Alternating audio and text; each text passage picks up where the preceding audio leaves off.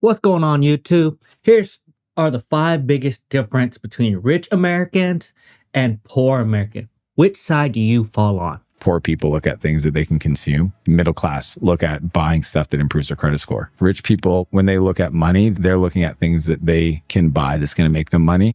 Now, you must be thinking that you're on the rich side, but I'm gonna tell you right now, majority of people is gonna be on the poor side, and let's make this clear. From a millionaire businessman, poor people think money exists to pay bills and fund their lifestyle. Middle class people think money's for building credit so they can get loans to buy bigger houses and nicer cars. Rich people know the true function of money is expand. To think that you're rich once you crack the six figures.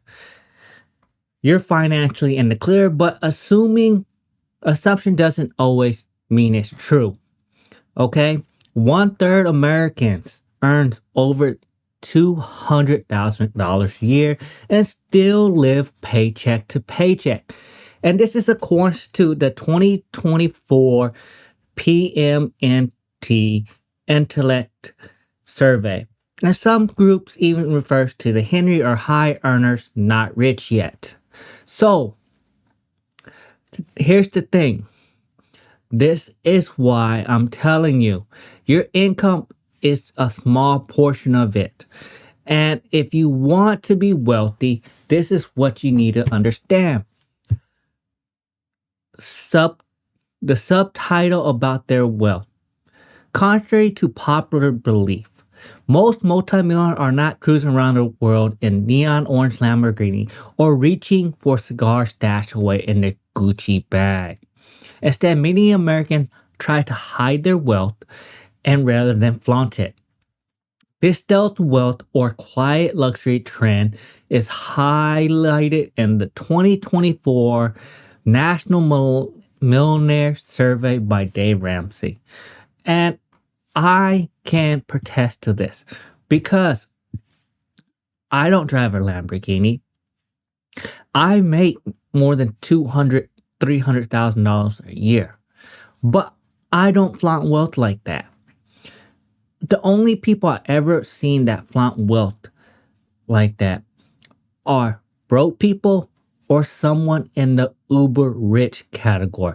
When I mean uber rich, they own a company that's worth $100 million. They have investments over $100 million.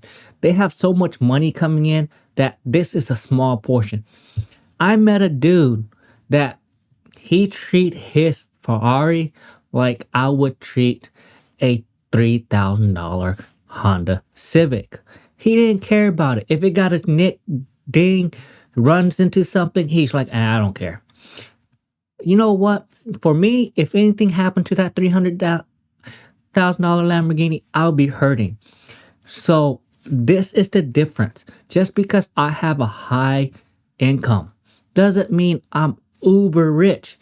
Uber rich is knowing that your net worth is above 20, 30 million. Because that's whenever you can start enjoying life and buy Lamborghinis and Ferraris and not notice it.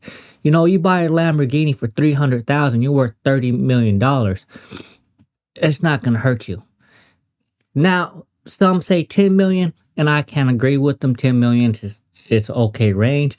But at the end of the day, 10 million, if you do the 4% rule, brings you about $1,000 a year. So yes, you can have a really good lifestyle, but that doesn't make you uber rich. Now, if you think about it, you have 30 million, you get $1.2 million from your investments a year, and you buy a $300,000 Ferrari. Yeah, that's such a small percentage of your wealth, you wouldn't care. Now, what's the second thing I've seen people do? Is they delay gratification. Uber wealthy people or rich mindset people delay gratification.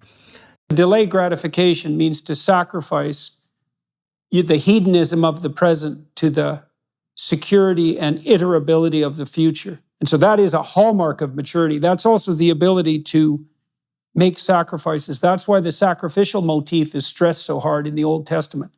You have to make sacrifices. To what? Well, to whatever you value. And there's a psychology difference between rich and poor and their ability to delay gratification. I am delayed gratification because I am trying to get into a better lifestyle. I don't want to be middle class. I don't want to be upper middle class. I'm trying to break into the uber wealthy. Will I do that in the next 10 years? Maybe, if my investment goes right, if I pay off all my debts.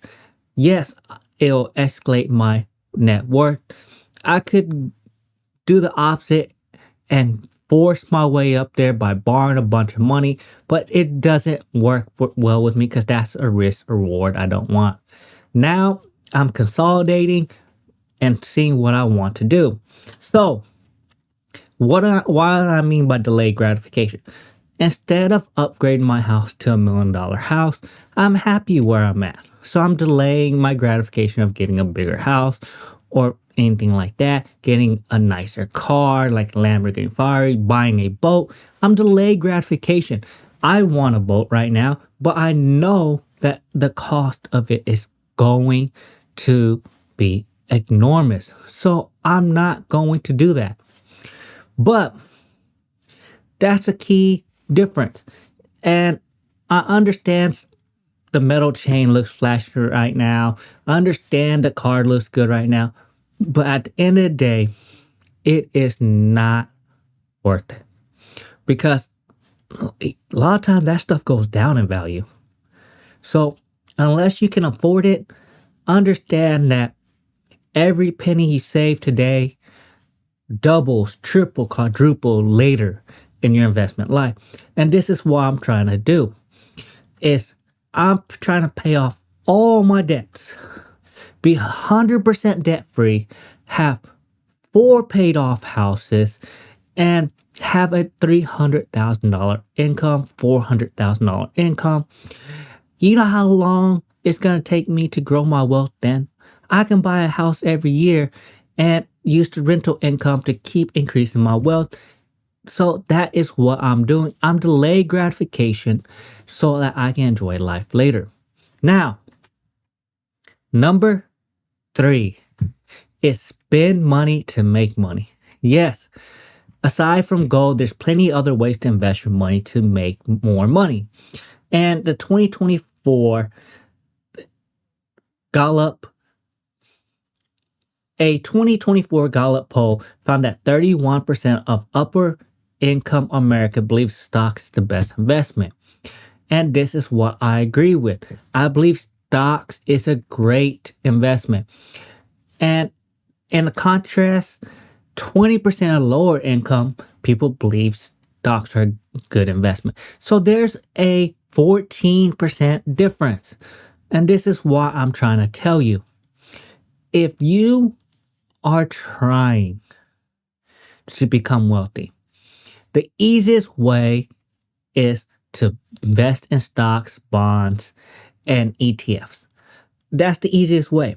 You invest in a 401k, you do your 5, 10, 20% you want, you retire a millionaire, and you be good to go. And number 4, and this is one I don't recommend you doing, but I'm going to mention it because it is a way that I use to build my wealth.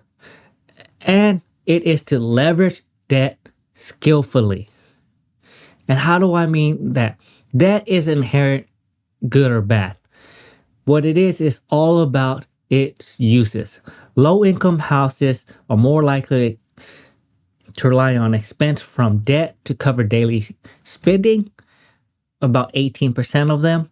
And high earners are more likely to use it to get assets to earn them some money. So guess what? If you want to build your wealth up fast, yes, I know I can save $54,000 a year, $60,000 a year, and buy a house every year the next 10 years, and I have 10 houses. And that would expedite my growth. But the risk to reward isn't there for me. Yes, it's a good idea if you want to build your wealth fast, but I have a family to worry about. If I was single, I wouldn't care. But if something happens to me, I do not want to leave my wife with 10 houses that possibly few tenants could leave. Because then how is she going to cover the bills? And at the end of the day, I found out every rental houses, and this is from my experience, is you only make $1,000, $2,000 a year in profit margin for them. But the biggest plus is they're paying down your mortgage. So yes, I make $1,000, $2,000 and they're building my net worth, but it's not worth the risk for me because the risk to reward factor. But you can use leverage your debt skillfully to build your wealth. I did this at the beginning, and once I got to a certain point, I said that's enough. 4 houses is enough to have on leverage. Any more than that is too risky because if you think about it, that's $8,000 a month. And if something happens, like a major catastrophe or anything like that, I might have to repair 2 of those houses, and I will have to put out of pocket all that money. And I don't want to put myself or my family in that risk. The more house you get, the more risky it gets because of maintenance, the age, the roof, or anything else like that. So, but it is a skill you can use, and a lot of rich people do this. They leverage their stocks, they leverage their business, they leverage their houses. You can use it smartly and get what you want. Now, those are the main differences between poor and wealthy people. Like and subscribe to my video, and that's all I got for you.